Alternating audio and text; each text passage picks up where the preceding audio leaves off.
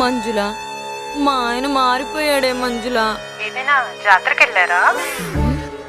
మంజుల, మన గ్యాంగ్ లో అస్సలు బుర్రవాడింది ఎవరైనా ఉందంటే అది నువ్వేనే మంజుల. మారిపోవడం అంటే తీర్థాలను సంతలోను మారిపోవడం కాదు, మనస్తత్వం మారిపోవడం. ఓహో, ఏం చేస్తున్నాడు?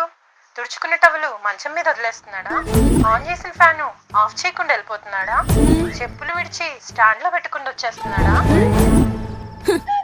ఒసే మంజుల, పెళ్ళాలకి ఎందుకంటే పెద్ద పెద్ద ప్రాబ్లమ్స్ ఏమి ఉండవేంటే?